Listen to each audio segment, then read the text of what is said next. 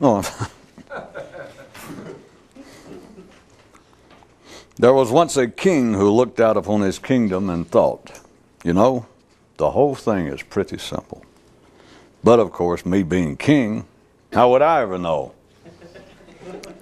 And looking down and up and from all around on this scene, life proclaimed, good little kingy, good boy. Note, the history of the development of the human mind has yet to be writ. Well, excluding the above. On one world, the only information of any value is that which has no point. There is a rumor that says some earthlings once went there, but left almost immediately. To speak of this singular, private human mental activity in terms metaphorical can make it sound either otherworldly and unfathomable or cartoonishly simple. But to speak of it plainly and directly at the outset seems to be more than most minds can initially take. A man wrote to the more promising, expert side of himself and asked, when men can describe something that they could do but are not doing, is the reason always either spiritual or psychological?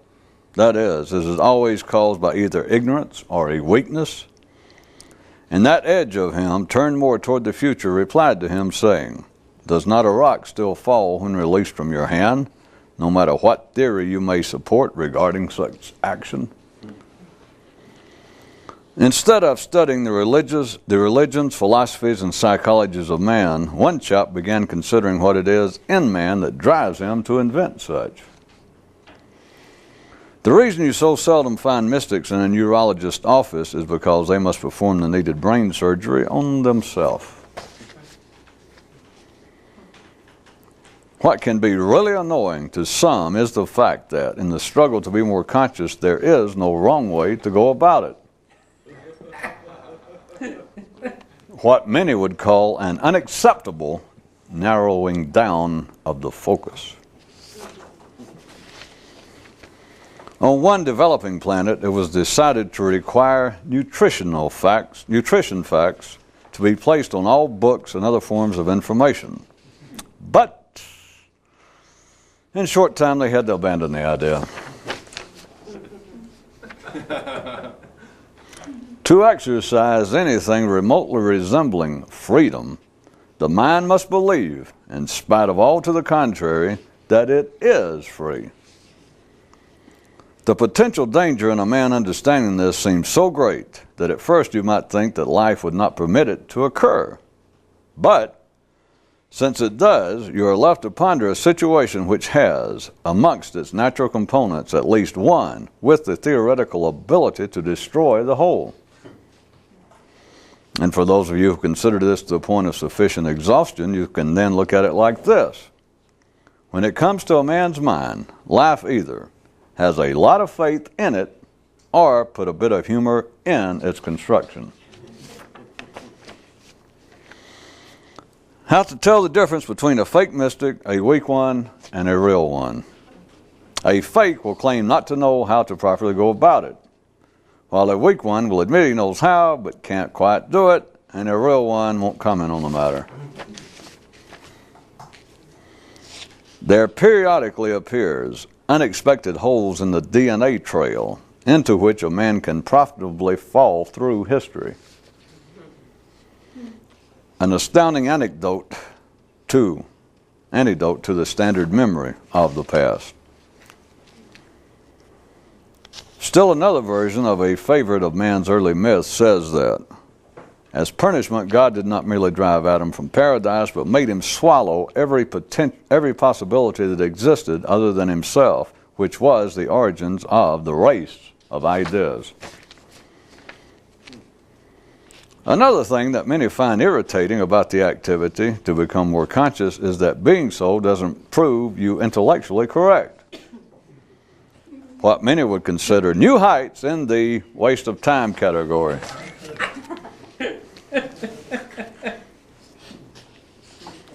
A tourist tip one father proffered his son. The only way to take the civilizations that you'll visit as serious undertakings is to stare at them, damn near catatonically, and never, whatever you do, examine and think about them too closely. And later in life, the lad wondered whether the old man had actually said civilizations or something about the workings of one's own mind. Okay, for any of you who may have found the original version early this evening of this too sticky, here is an alternative one of the same, on the same thing. On one world, the only forms of conventional wisdom, such as proverbs and parables, that are considered to have any value are those which have no moral. Adage update. Those whom the gods wish to retard, they first, to periods, give access.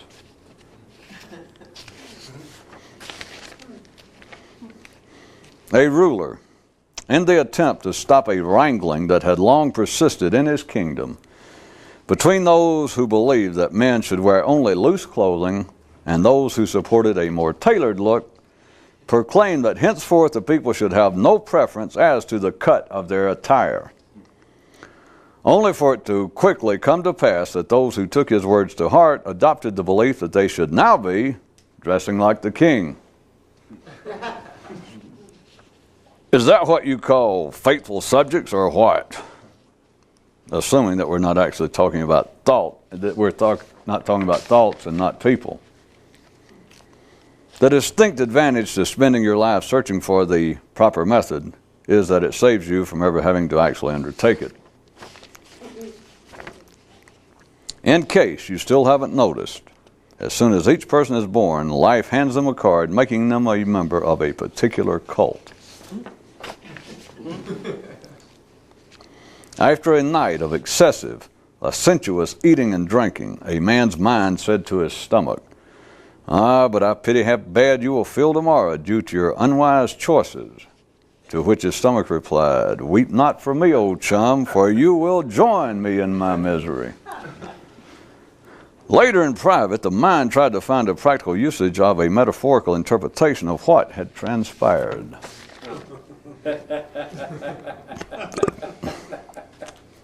By the new old swimming hole was posted this sign. Okay, here's how it works. When you're dead, you don't feel separate from life. And also when you're more alive. Now enjoy yourselves, but remember, you may be asked to leave if you do not horse around.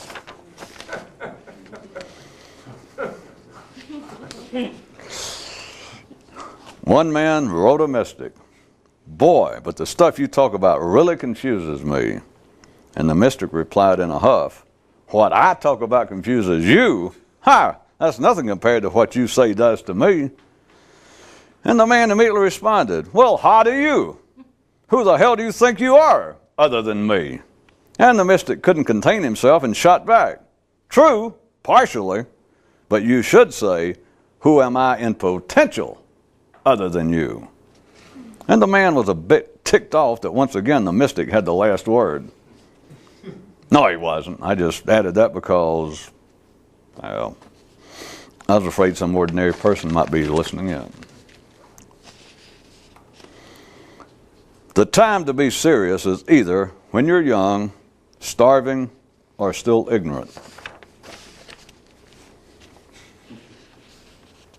At the natural four-dimensional level, the stress of the mind is the health of the mind. Little wonder that some pursue a new understanding of what might constitute intellectual soundness. One way by which life has historically kept this sort of activity in check is that whenever someone has come up with a new word for it, such as mystical, transcendental, and the like, local conditions will soon turn it into a religious term which dilutes its potential impact sufficient for general purposes. Proverb recall and correction. Men slid into proclaiming that honesty is the best policy based on the forgotten and never realized fact that a naked mind is one best dressed. Another reason that you find so many mystics in the fashion world.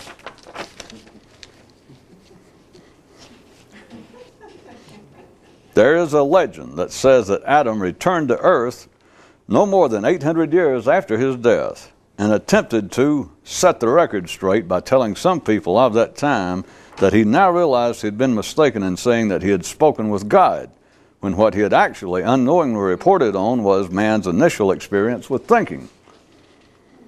Oh, and there is a footnote to the tale that further says Adam was pretty discouraged by the reaction he received to this news, which I guess is more support for that popular cliche that what goes around comes around to kick its source in the ass. The difference between the awakened and ordinary, intelligent, sane, civilized people is that the latter quite commonly have words to live by.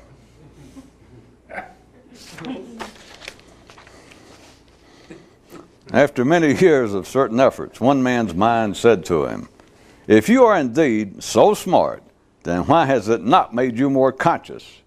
And he thought, "Ha, you're a fine one to ask that." One man held a contest to decide who was the most irritating to hear speak, himself or other people. And he was the only entry he allowed. Descriptions after the stakes are upped. Until you discover your mind as a perfect mirror and metaphor of what everyone else is thinking, you're not. Once mankind was on the intellectual express, a few realized that the source of their dissatisfaction was that they wanted to be further on down the line. And then after a few more saw quite clearly what was needed to accomplish this, they conceived of the idea of it requiring massive amounts of information and complex efforts so as to cover up what they had seen as being actually involved. Thus was mysticism, as it is publicly and commonly known, born. Men do not the fool feel when wrestling with cumbersome, multifolded maps.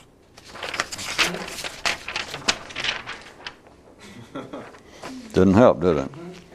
And seeking to deposit praise where patently due, one chap notes that man displays singularity once again in the fact that he is the only creature who will risk death in a burning building rather than exiting same unfashionably dressed.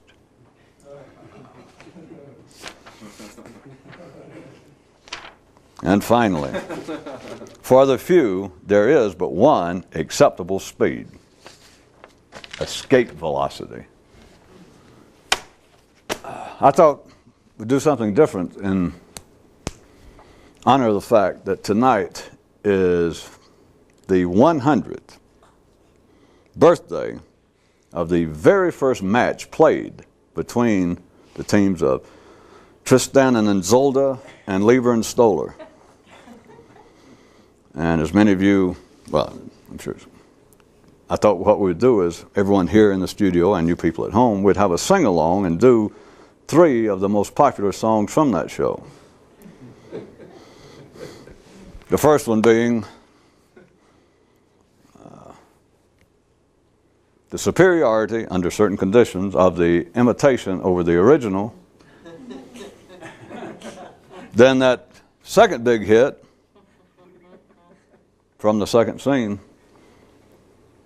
of how convenient inconvenience can be, and wrapping up with that always show-stopping finale wherein the chorus steps forward and sings that memorable tune. Well, let's replace all of our mundane thoughts with Buddha thoughts.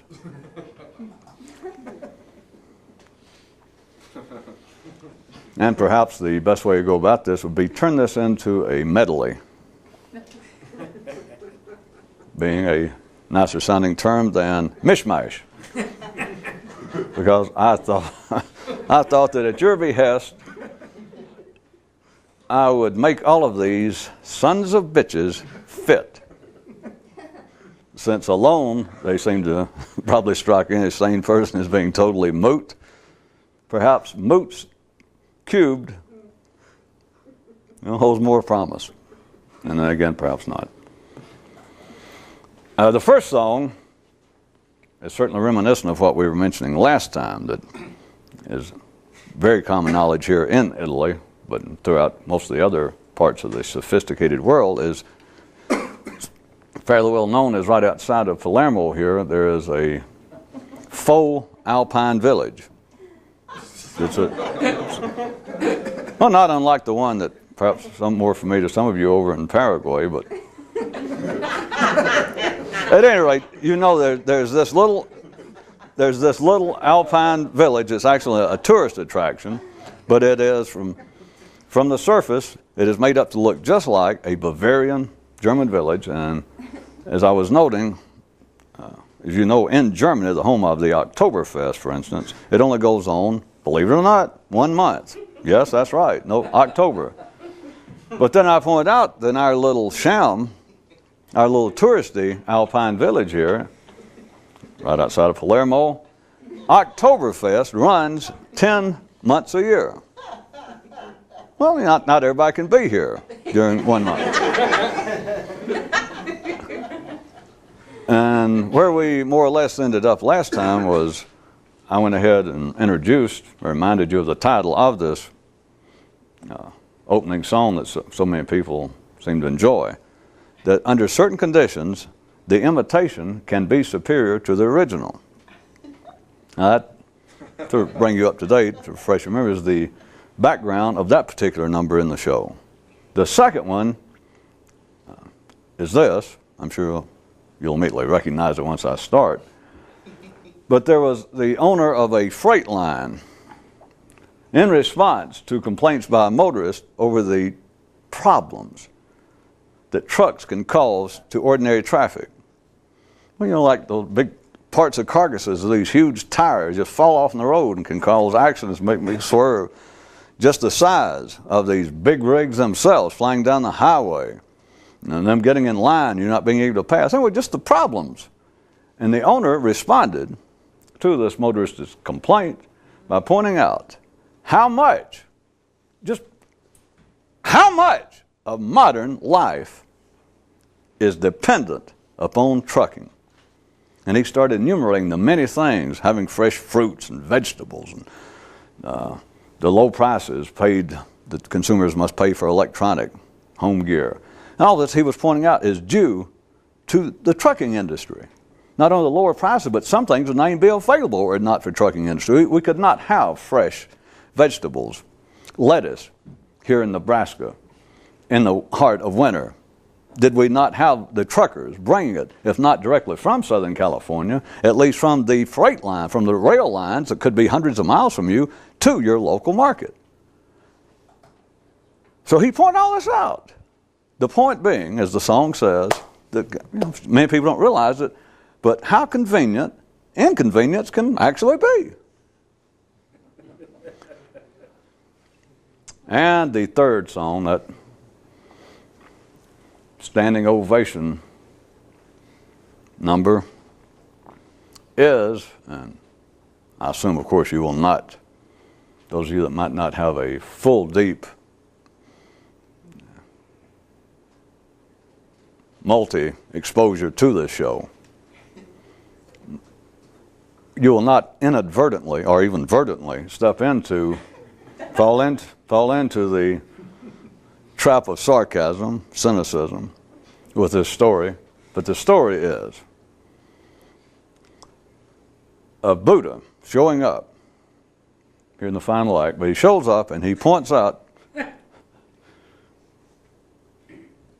the need, the advantage not to have preference in your thinking.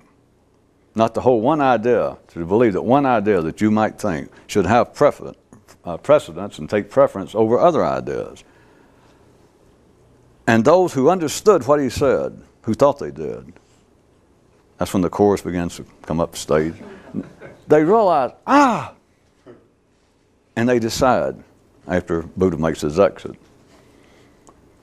they decide what we will do then. We will replace these shoddy, cheap, mundane ideas we've been having with Buddha ideas. Why it brings the house down at the conclusion of every show, I leave to your discretion. But now to mesh and mash these together. The way in which our fake Bavarian town here in Italy can, under certain conditions, from certain views, be superior to the original is, if you're wanting to experience Oktoberfest, obviously being that there is a superiority without any question. That should you have your vacation, you and your family, and you can only have a few weeks off in the middle of spring, I'm sorry, you have missed the real Oktoberfest. But you can, at almost any time of year, come a bit further right here into Italy, go up to that little village, and chances are experience it. No matter in May, you can experience Oktoberfest. Without any doubt, under those conditions, there is a superiority to the imitation, in this case, under these conditions, to the original. Now, what could that possibly have to do with a man's consciousness? Well, nothing. Jesus, everything can't be connected to that. I just thought I was going to bring up the show since many of you are interested. Oh, all right.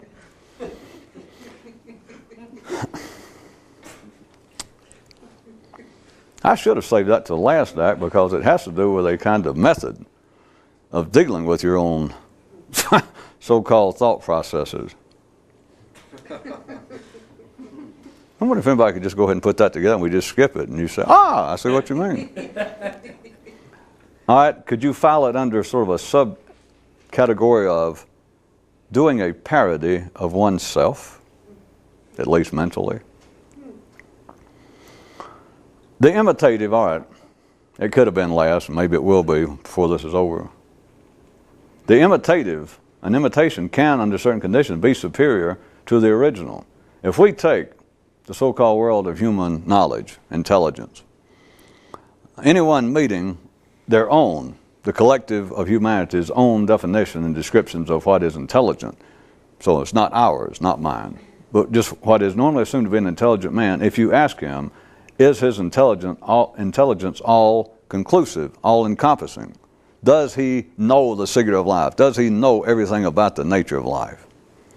And again, assuming that he meets all the general qualifications of being ordinary and intelligent and sane, he will say, certainly I do not. If you ask people, I'm asking you, but if we ask this ordinary person, do you think anyone's ever done that? They go, no. Do you think it is natural to humans? Has it been natural? Is there any sign that that should be our natural state and something's wrong, something's missing on your part, that in some way you're flawed? You go, no.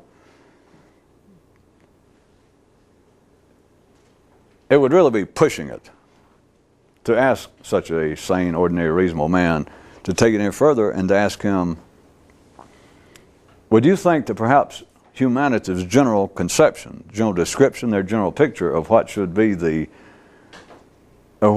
intelligence, or what could be human intelligence operating at its maximum, at its fullest, do you think perhaps the picture is misaligned? Do you think perhaps the picture is an error? Then he doesn't know what to say, because you're asking the mind to say, boy, minds suck, don't they? And if you're sane, that's one of the definitions of sanity. And being ordinary is your mind will reject it.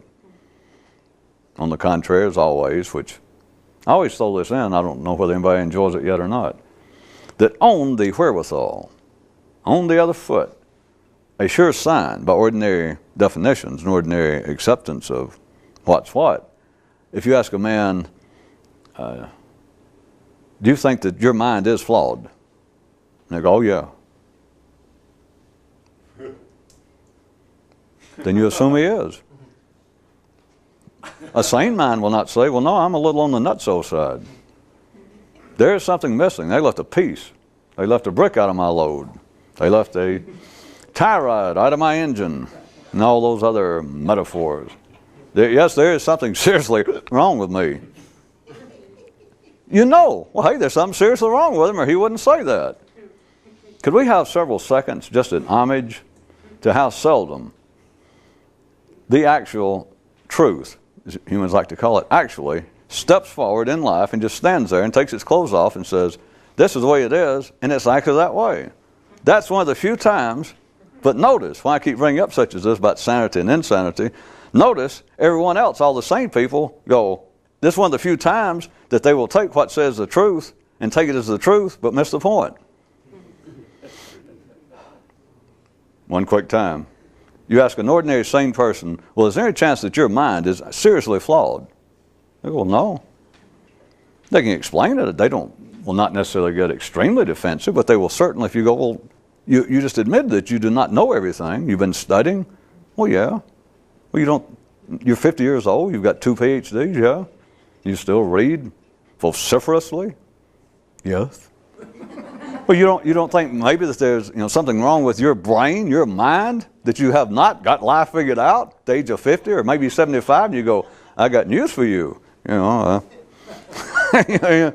75, look at the actuarial tables. The man goes, no. You don't find anything strange that you've studied all your life, that you have replayed Dr. Faustus, perhaps without being able to strike a deal with the Devil of the Month Club, but you have replayed trying to gain the whole world, trying to weigh the artistic, the philosophical, the scientific, largest that is man's legacy. And you find, and you still do not understand life. That's correct. And you don't think maybe there's something wrong with your mind. Well, no. And then you turn around to somebody else, and go through some little something, just a guy on the street, and say, by the way, we're doing a little survey. Do you think there's anything wrong with your mind? The guy goes, do I? You know immediately. If you're ordinary, you immediately accept that as the truth. But it's one of the few times in human experience, in ordinary experience, that the truth steps right out and goes, yes, here I am, and exposes itself. And people see it and accept it and yet miss the point. I can't do it again. See, that's one reason it can do things like that and you miss the point, is I can expose the exposer. And normally your mind goes, so? You go, look at him. You go, I've seen a naked idea before. Yeah, but look. He's no more than he appears to be. The idea is just what it appears to be. Well, I can see that. But don't you get it? Normally it's not. Not what? Not what it appears to be. Well, what it appears to be is whatever it appears to be to me normally. So how can it both appear to be what it is and not appear to be what it is? Of course, by now I'm out of, but I would have to say, that's the flipping point. But back to something that almost makes sense.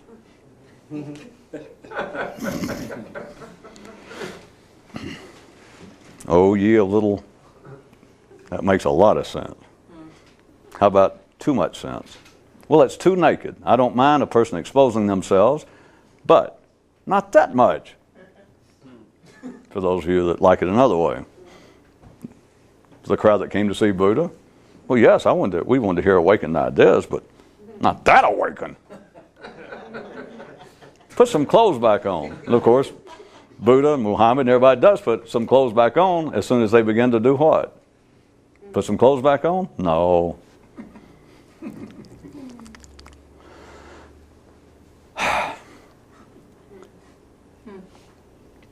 Can you conceive of the possibility, even metaphorically, of man's ordinary intelligence being an imitation of the real?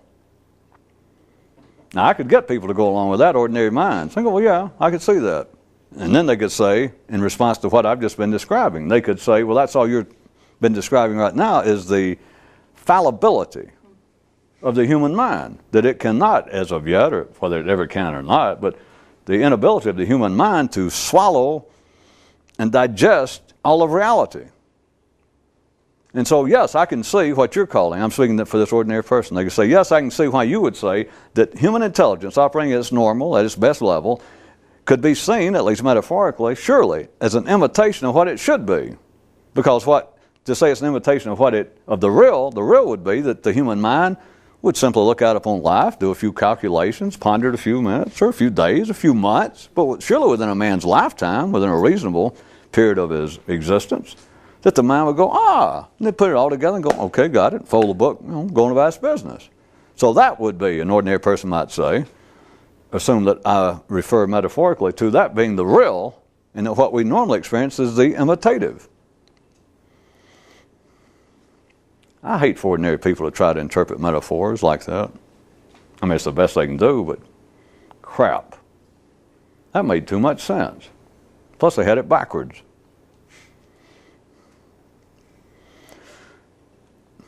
I'm assuming you followed all that from an ordinary view. And I say they got it backwards. Rather than saying that what man's ordinary intelligence is, what his mind is operating right now, is an imitation of the real, of what it could be or what it should be. How about look at it another way? Just as valid. Don't call some way other than what it is now the way it should be, because if that's the way it should be, then why isn't it that way? So to call the real, and what we currently do an imitation of what it could be backwards. This could be superior. There's some reason that life does not want you to know. Well, what if over here I'm pointing, that's the real. What if that is the real Oktoberfest? 4 weeks a year, 4.2. But down here in the imitative village, in the imitation intelligence, it's open 10 months a year. And if that doesn't satisfy you, I can go ahead and say the son of a bitch is open year-round. It is, come to think about it. I don't know why I said 10 months. It's open year-round. Well, any good tourist attraction is. Jesus, you knew that. I misspoke. So you would not say that there's a possibility that the way humans ordinarily think, that even though it seems to be inchoate, inconclusive, unfinished, unrealized, could you not see that compared to all the alternatives to that, all the wherewithals of that, of it being finished, completed, absolute, unconditionally certain, if that is to be taken from my original description, if that would be the original way that man should be thinking, and then what we do now, which fits none of that criteria, it would be the imitation of it, you could just as well say, wait a minute. Well, don't say that because it always slows things down. But you could say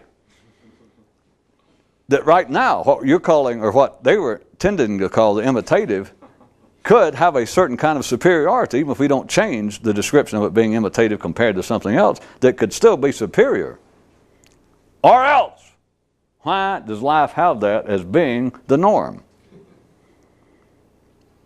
How about the possibility that if ordinary people, if all of humanity could get into real Oktoberfest at once, there would be none. Okay. What if, let's call the real intelligence, let's call that the true understanding of life, let's just call it that. What if everyone truly understood life? What if that would be the real? And what if life does not want that? What if that would not be salubrious to its health? What if that would be detrimental to man's continued progress, to life's continued progress, I should say? We're just a byproduct. What if that were true? Then life would not, if we're still calling the direct, true perception of what life is, understanding what life's about, if that would be a nice shorthand and genuine description of what real intelligence would be, and that men do not have that collectively, that men do not have that in anything resembling a rule, then could it be that this original intelligence of man, that is, perceiving what life's really about, and that's the end of the subject, you just see it? No. That would not be in life's best interest. And so it has given man an imitation of intelligence. But as far as life is concerned, it is superior under these conditions. It is better for men not to know than to know. And again, throughout fables, myths, fairy tales, everywhere, religion, that continues to ooze out by those who do not understand it. The obvious, the big one being that there is secret knowledge being hidden somewhere by a group of greedy or incomprehensible men, but that there is actual secret knowledge that will explain everything, but it's being hidden, it's being kept from man. Maybe. But what if it's not in the context, or it's not in the sense that it's being hidden by men from men? There's life withholding part of man's intelligence or his ability to operate at such a level to where he could actually go to real Oktoberfest. Which is what I meant by you can see the fact that if everybody on the planet could go there, if it was possible for everybody to go there, there would be no Oktoberfest. If you got the world and you got this little area and there is a discrete, an identifiable something, in this case a festival, a holiday that holds, let's say 1 million people can go there. If you take the other 5 billion and whatever million and you take them all at one time and put them inside of Germany, inside of Oktoberfest, you realize that immediately there is no such thing as Oktoberfest. You can't all be there and it be Oktoberfest. Somebody got to be outside the garden. Somebody got to be outside Germany to go, oh, what are you doing? And 6 billion people minus one, holler back this one, dude, we're having Oktoberfest.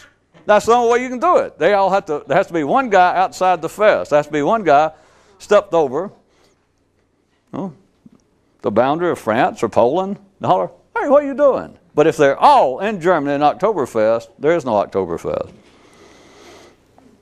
If everyone understood the secret of life, no. Well, continuing our relentless mooshing and mashing, now on to the second one. The owner of a freight line in response to a motorist, a sane, a rational, an ordinary motorist, you've all done it, in response to their complaints about the many problems, I doubt, physical, observable, demonstrative, demonstratable, statistically valid problems that trucks cause in the normal flow of traffic. In response, in a quiet, rational, restrained manner, the owner of the freight line, yes, I know about the tire. Oh, I know about. But sir, have you considered this? And he begins to enumerate the ways in which his life, an ordinary citizen, the way in which his life would not be anything resembling or would not be at the level of quality and efficiency and that it is now, were it not. You never think about it. I mean, they're just there and all you see is the problems, given that, but you do not think about how little or how much your life, your everyday life, depends upon the trucking industry. Point being, how convenient inconvenience can actually be. I still do not feel as I went through that I am getting anything resembling the right, even baby response to this one. Is it too much, too little? You understand the scene right quick. And this, I didn't make that, well, I don't make any of them up, come to think about it. I keep thinking I do. And every time I start to say, well, of course I just made that up, I realize, well, I didn't make that up. This takes place in print, in person, in the public forum, in private, but this happens. That's the whole scene for somebody to approach. I just picked out the owner of a freight line rather than a trucker because he represents somebody of a higher ilk, perhaps, than a gear jammer. A man with a suit and a tie, a man with a college education, a man who has large sums of money invested, has a large payroll, is a meaningful component of our Belgian economy. And someone points out, oh, trucks, the pollution. I get behind them, I can't breathe. And there's all these carcasses always laying on the highway. Their tires just come apart, and they just keep rolling on. They don't even notice it, much less stop, but they don't even know it. And they're thinking, fall out here, and a little small car like mine, nice and efficient, can hit that, and that could kill me and my teeny little baby. This is horrible. And the owner says, I understand all. And he can agree to some of it, go, yes, we're working on that problem, working on it. But, and then he starts pointing out all the ways in which his life. This guy, he could almost be a Luddite and complain against technology and all this. And the owner, being a fairly reasonable guy, he could respond in kind and go, I understand your complaints, we're working on them all. But let me point out, you strike me, I bet you're a health food advocate. And go, yes. Well, do you realize, and he starts giving him statistics, forcefully, authoritatively, that 98% of all health food products sold here in the Netherlands come by truck. And how? And he goes on and on. He says, and I'll bet that you whatever. Anyway, he goes into his life. I bet you enjoy listening to the radio, public PBR. Yes, I do. Do you understand? Is that Pabst Blue Ribbon or the public radio? Well, never mind. I guess according to what part of the country. PBR, Pabst Blue Ribbon.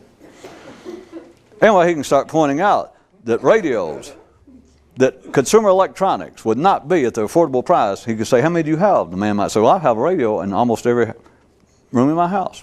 They said, you realize it is a known fact, based upon the import price, if it were not for the trucking industry, consumer electronics would be at a minimum 17.8% higher at the retail level than they are now. He goes through some of this. And the point being that this reasonable motorist with these complaints at the end, when he says, you just don't realize you or anyone else. I understand your complaints and they're valid. We're working on each and every one of them. But taking all of that into consideration, looked at from a larger level, you just never think about how much of an ordinary person's everyday, modern, convenient, safe, healthy life is dependent upon the trucking industry. And it stops the guy representing a reasonable segment of humanity. It stops you to hear that. Then I come in with the point being, obviously, I mean, what else are you going to make of it? How convenient inconvenience can actually be. Do you understand that it started off, you got to be able to see through all the different people's eyes, of course, in these kinds of examples, that the motorist had a quite valid, well-based, sane number of problems, complaints with trucks on the highway, from the tire carcasses to the fumes, etc. Now you got to understand that from one view that is quite valid. Okay, we got that. Now we'll switch over to the freight line owner's view, which obviously you'd assume to begin with, if you can even refrain from any cynicism. You would obviously consider he is going to have a different view because of his different position in this scenario, that he is going to be somewhat defensive. He is not going to have a passion for the kind of complaints that the motorist did. But taking that as a given, then look at what he said. He offered explanations. He offered information, the likes of which the motorist, the ordinary person, does not normally think about, to wit, the degree to which his life would be adversely affected were it not for trucks on the highway. And so then this ordinary sane person has to go, because you can't say anything to that. Not if you're sane and you're following all this, that once he points that out, it doesn't mean that you then go out and get a bumper sticker to put on your little Volvo that says, I love truckers, or truck. But under the scene that I'm describing, this reasonable motorist would have to go, because it sounds as though, and the man spoke with authority, that this motorist, that his life would be affected to such a degree adversely if trucks were taken just like that, taken off the highway, that the silence that I was dramatizing as the motorists have to go, well, at least the would be the fact, what that is indicating is that he would have to strongly consider the fact that, well, I'd have to withdraw my complaints about trucks. If to get rid of trucks, and therefore alleviate the problems I enumerated this man, if it would have the effect that he just described, the Hobson's choice kind of thing. Then, so you just sort of left.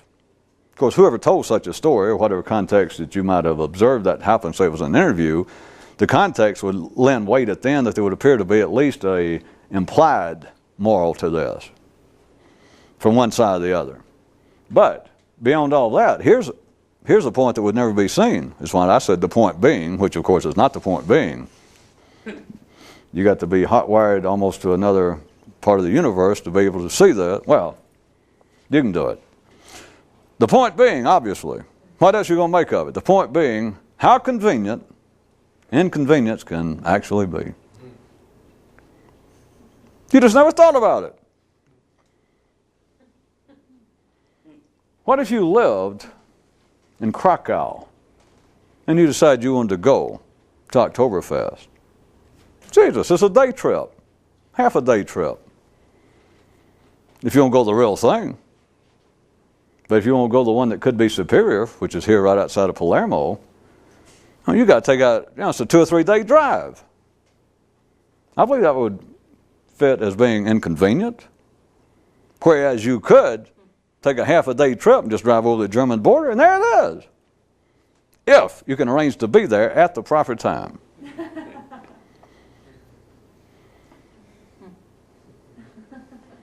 Try it to you another way. How convenient inconvenience can actually be. Back to the first song. If men are thinking, if the intelligence, if the operation of the human mind, comparatively speaking, is an imitation of the original, of the real, what it could be, then, if you take the view that I tried to get you to consider earlier, that it could be that life wants it this way. But you could say, to try and put these first two songs together, that wait a minute, not being able to figure life out is, if I may say so, an inconvenience, because I'm continually struck with questions having to do with morality or why I should think, or I can't figure out how I should feel about somebody. It's just my mind is completely on a ramble, as the wolf would say. Those of you that don't know, anyway, that was pre-Freudian. It was Dr. Burnett. My mind is on a ramble. I am dissatisfied. Here I am with all these degrees, and it seems as though what I am now thinking, to use those two terms, is inconvenient compared to convenient. Because if you ask somebody, if I could tell you the secret of life, or if I could sell it to you for a couple of bucks, something, and you had it, and you knew what life was about, do you think that would be to your advantage? Oh, yes.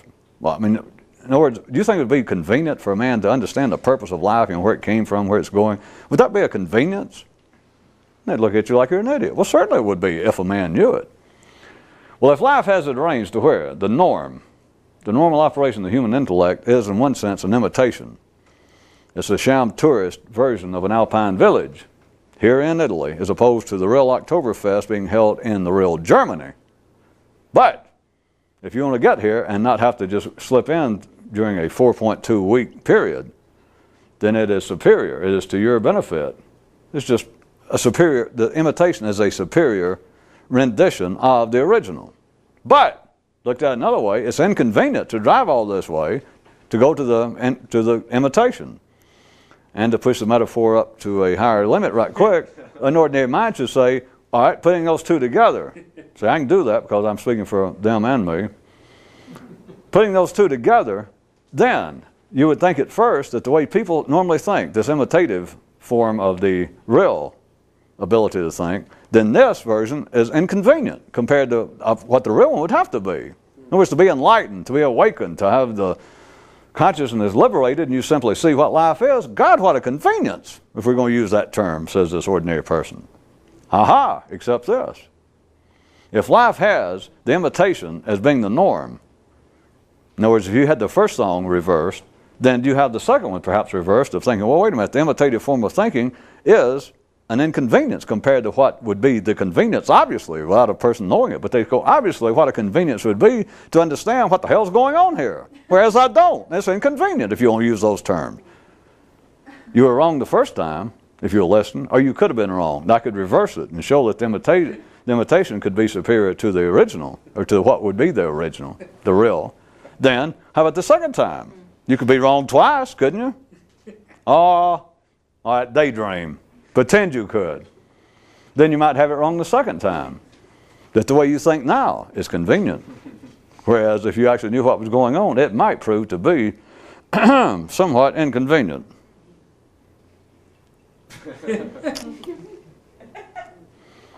Did no one like several news items? I didn't pull them out, but one that pointed out that the human mind is the only situation, the only structure, the only arrangement that has as one of its native, natural components, one which has the theoretical ability to destroy, to bring down the entire operation.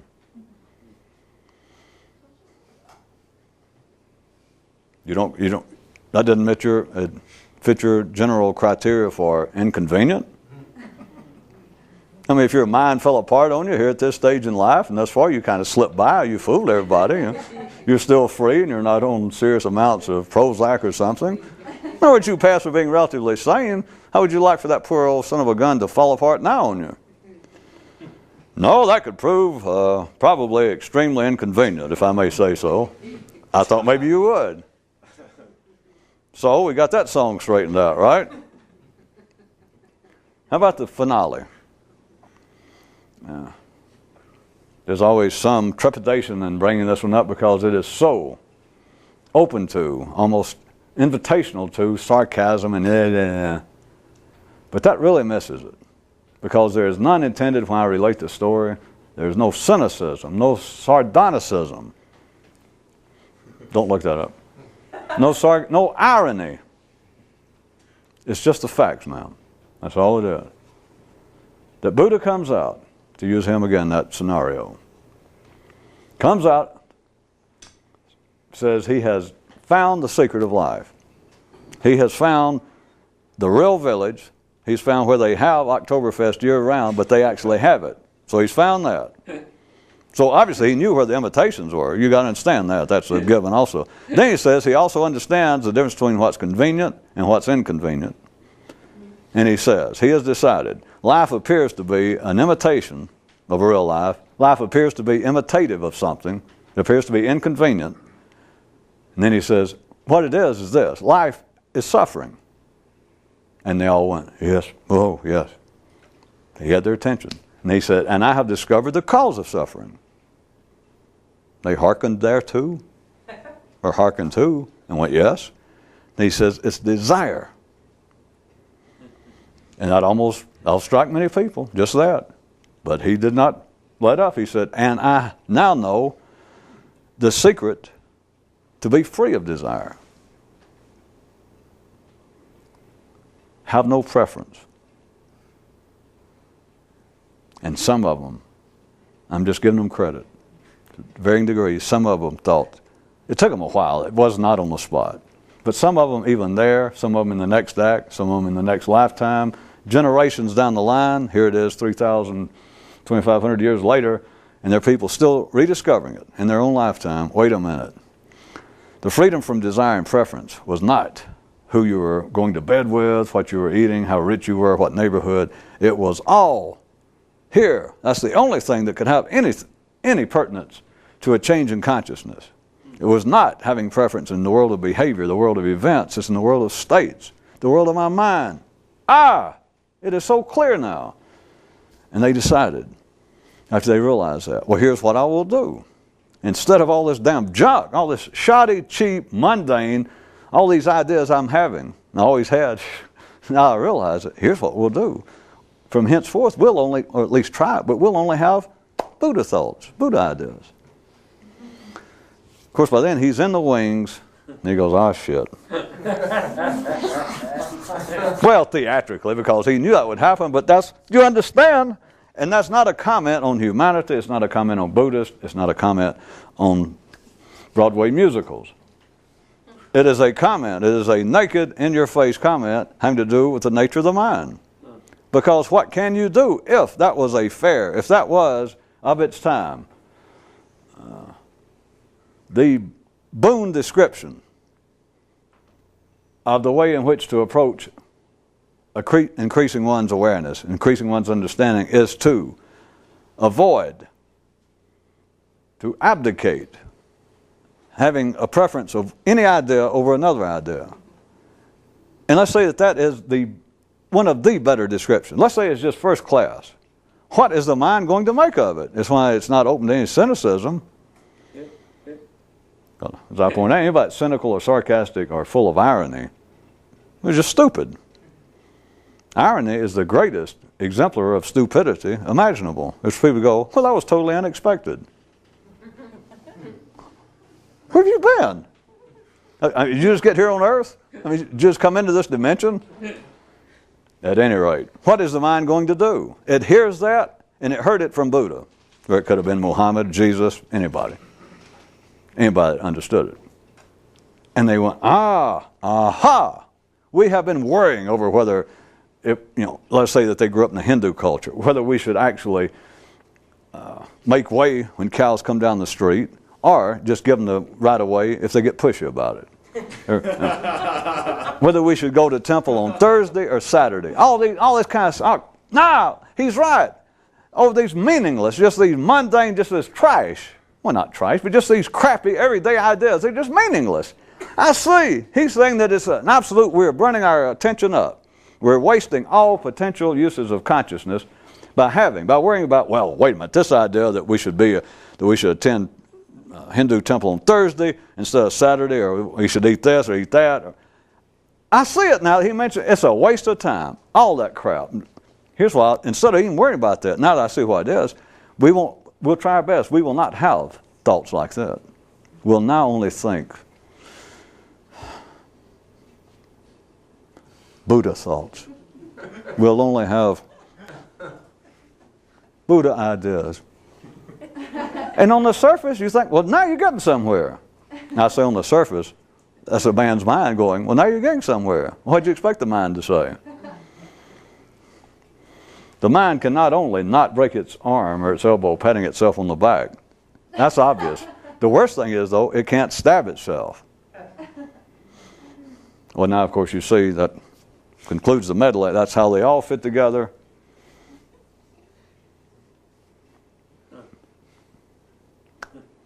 I guess that's the conclusion of tonight's survey of the German musical comedy. Thank you for your attention.